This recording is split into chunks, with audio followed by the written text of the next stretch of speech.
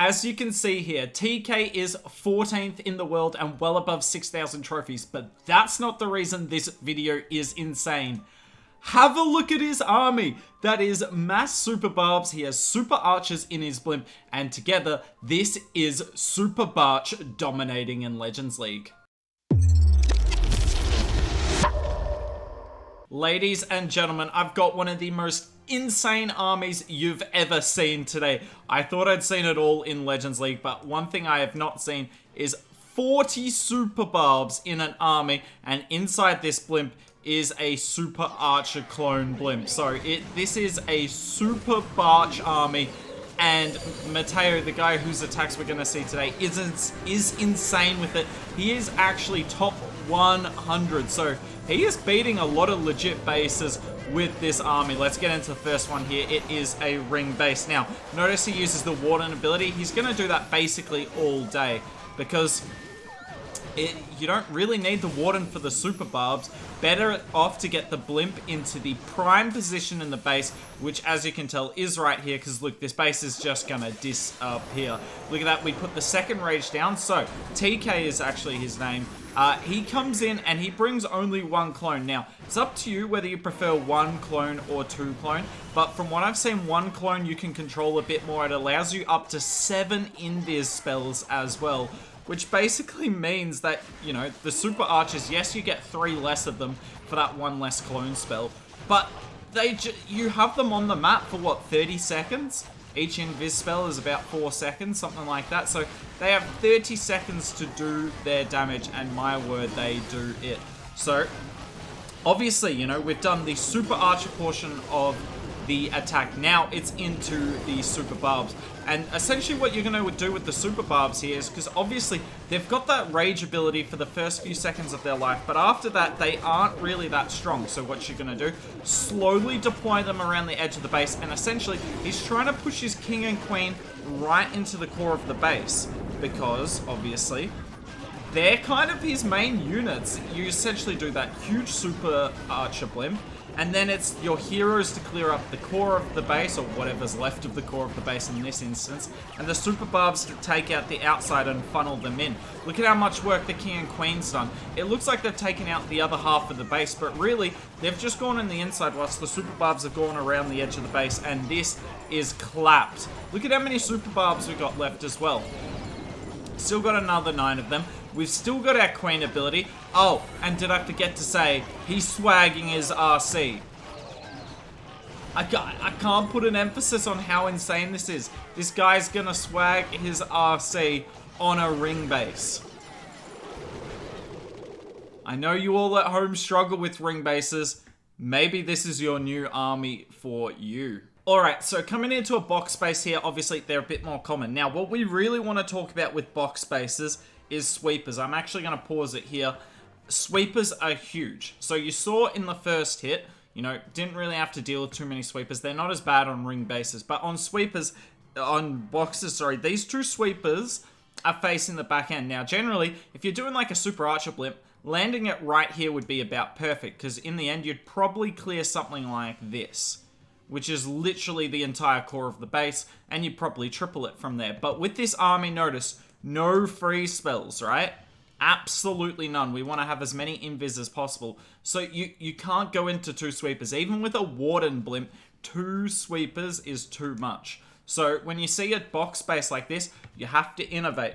Let's see what TK does with his innovation here. This base, obviously, very toxic. 2 rage towers as well, which is good for our army, in the sense that, you know, it's better than Super Archering onto a poison tower, but means lots of damage. Yet again, coming in with the Warden blimp. I believe he does this in every attack today.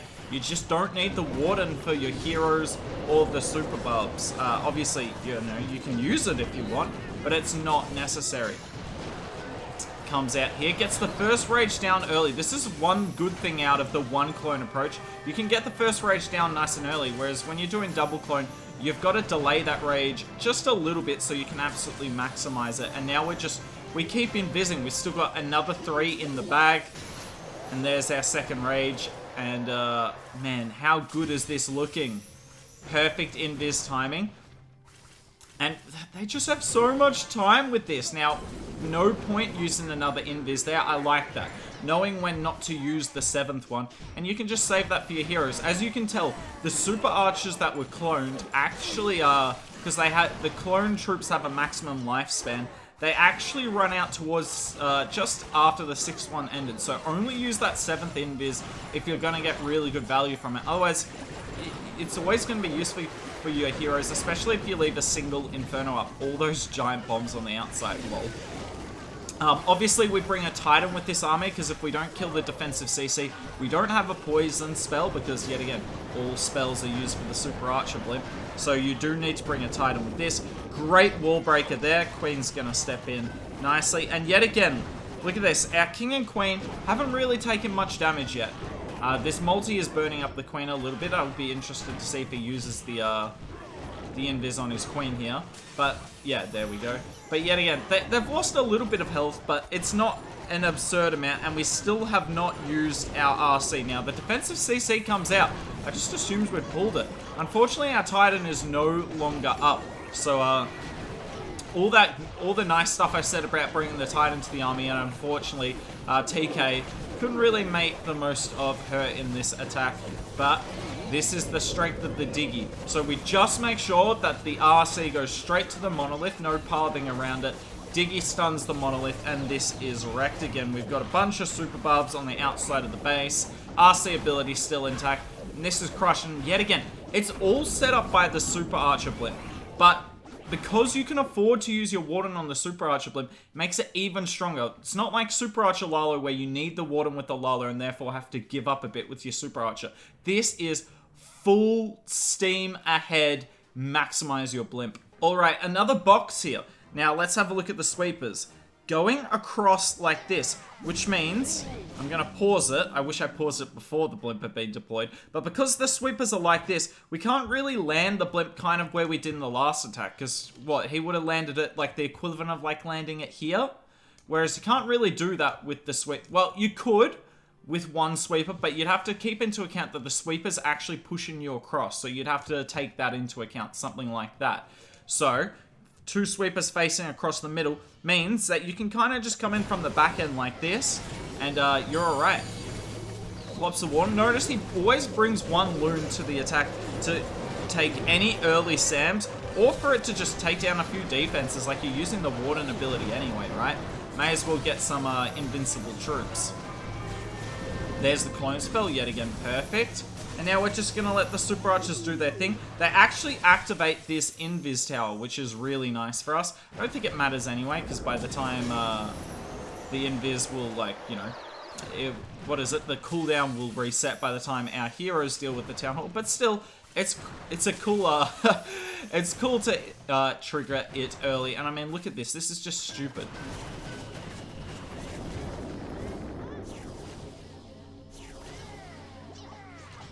Look at that value! And yes, we don't get the monolith, but we weaken it and the defenses around it significantly, and this scatter is super weak. So, like, it doesn't look as insane value, but trust me, it is. And look, we're just going to use the Super Barbs here to overwhelm the monolith, because Super Barbs really good against monolith, because we all know the monolith's not great against smaller troops, and look at that. Get that down for free.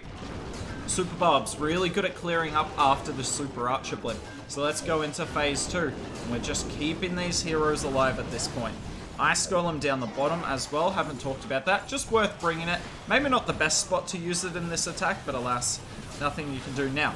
You will notice, because we have no freeze spells, this Town Hall kill is going to be really awkward. And I mean, really awkward.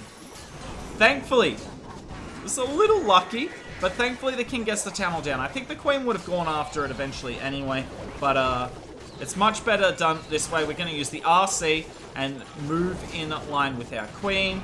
She's going to do a great job, and we're still sitting on 9 of these Super Barbs, and obviously, you know, they're not going to take down much of the base, but they will tank forever. You can just slowly overwhelm the base, tank for our Headhunters to deal with that enemy RC, and our RC's barely taken damage, and we've only used 6 Super Barbs to take that damage.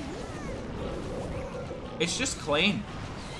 But it's like any base. If you take down the core of the base, and you can get down the town hall shortly after, the rest of the attack is always going to be super easy. Look at this. We swag RC, swag Queen ability. This is nuts. Alright, have a look at this space. So we come in with this. This is just insane. So we are actually going to fight one sweeper here. But I believe that the sweeper should A, only get off one shot, and B, because of how the blimp works, it will not get shot again. It will go inside the dead zone of the sweeper. Perfect.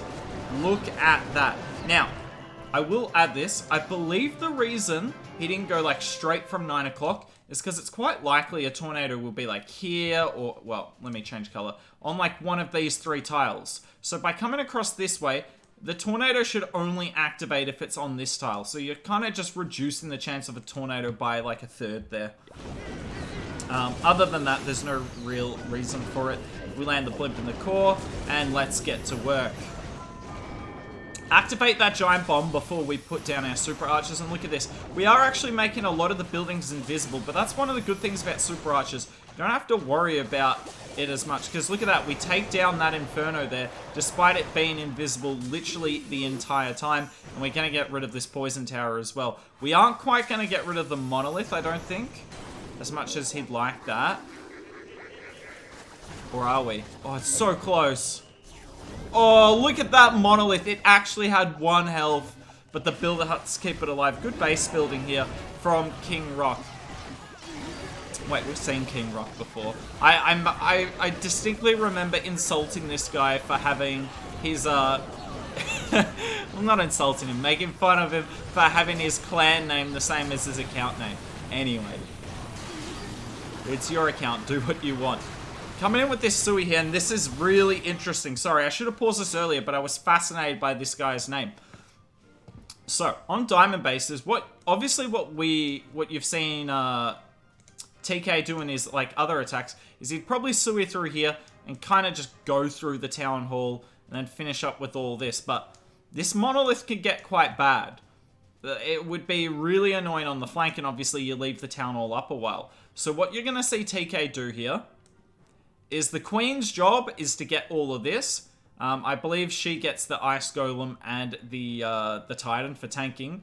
So that's her job. The King's job is just to get this and to also tank. And the RC will come up from this way. And her job's to get that, and then she can obviously get the monolith as well. Because look, most of the base is gone! Like, he just gutted the entire base. So, just split the base into thirds. There's no DPS on the base aside from the town hall and the monolith. And just overwhelm it bit by bit. Oh, and he's also got Super Barbs as well, which doesn't really need, but I guess he can use them at one point or another.